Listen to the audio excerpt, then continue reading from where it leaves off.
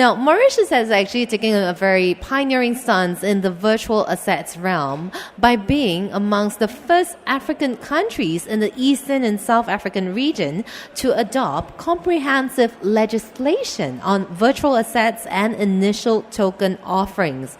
Now, the licensing regime actually allows banks and financial service providers to tap into opportunities linked with virtual assets and better navigate the evolving landscape shaped by the immediacy of transactions gaining prominence. So to tell us more about what exactly is happening in Africa, we have with us Claude Tsang, General Manager of RedBird Corporate Services. Let's put our hands together to welcome him.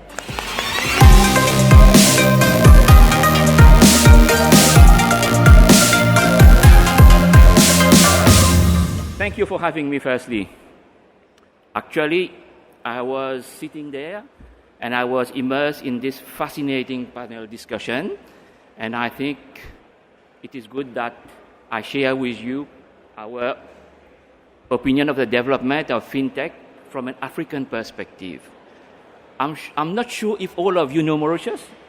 For the past 30 years, we have been one of the major financial centers of Africa.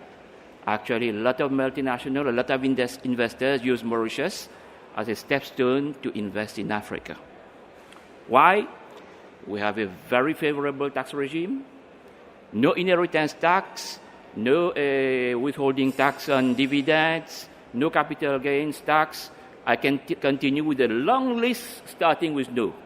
So I'm going to spare your time and start directly. So what is happening in Africa? You know, what we see now is that Africa is not spared by the development of fintech and blockchain. So geography is not a barrier. What is happening in Africa is that statistically, there has been a huge increase of investments in fintech and blockchain technology during the past year. According to the BDO FinTech report, now, investments in fintech and blockchain have overpassed investment in traditional sectors. This is predicting more to come, much more to come. 81% of the investment have come from Seychelles and South Africa.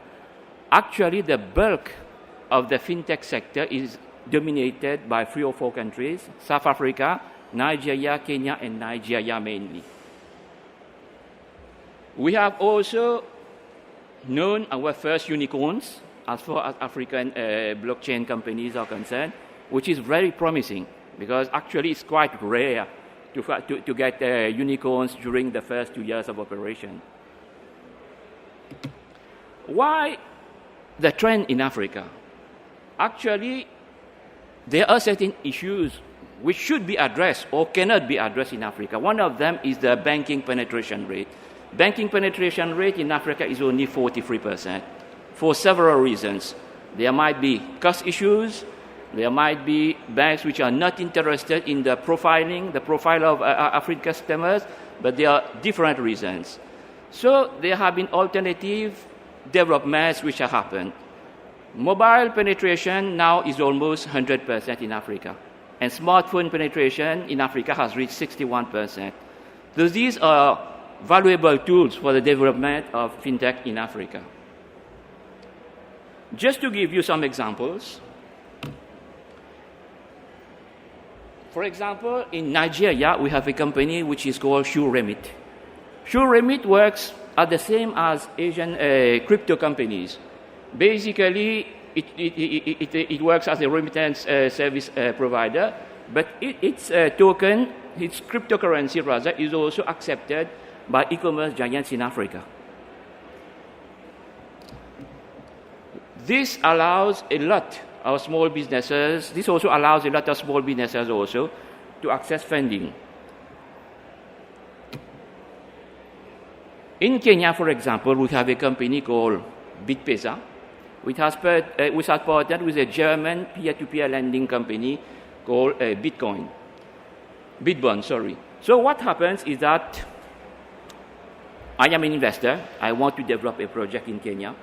and I want to find some alternative source of funding to traditional banks. What I have to do is just take my mobile phone, access the app, and in a matter of 20 minutes, all my credit worthiness reports will be provided to these providers, and in a matter of 20 minutes, I can either be accepted or rejected. What this is doing is that creating a source of alternative funding in Africa, helping the entire African economy. But the main problem, this is an issue which was discussed by the panelists in the panel discussion, is regulation. Only 1/4 of countries in sub-African Africa formally regulate crypto. And you know, without regulation, unfortunately, a lot of companies, a lot of investors are not perceived as trustworthy. In Mauritius, we chose to take the lead. We decided that we wanted to be the pioneer on the regulatory side in Africa. So what we have do is that we have revamped all our laws. One of the previous panelists mentioned that one of the most important things was to redefine digital assets as a security. The first thing that we did was to revamp our Securities Act so as to include all kinds of digital assets and security tokens. And this has resulted in a new law which we call the Virtual Asset Services Providers, an initial token offering. This is in full compliance to all AML laws applicable around the world. Actually, Mauritius is one of the rare countries which satisfy the 40 recommendations of FATF. In the world, around the world, only 6 countries have a really comprehensive regulatory system concerning cryptos and fintech, and Mauritius is one of these. Even Singapore, I think they have some issue with stablecoins.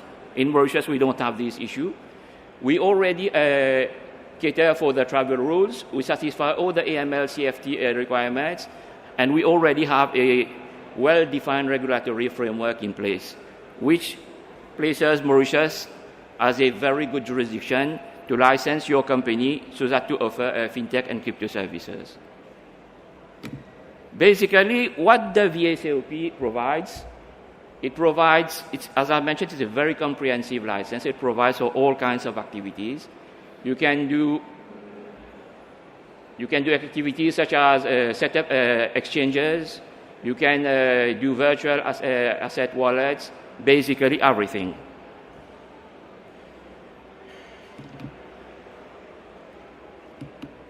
There are also other licenses available in Mauritius, such as the Robotic and Artificial Intelligence-Enabled Advisory Services.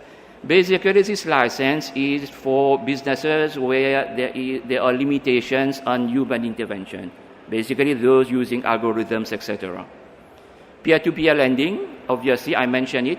This is most particularly important for the microcredit side in Africa.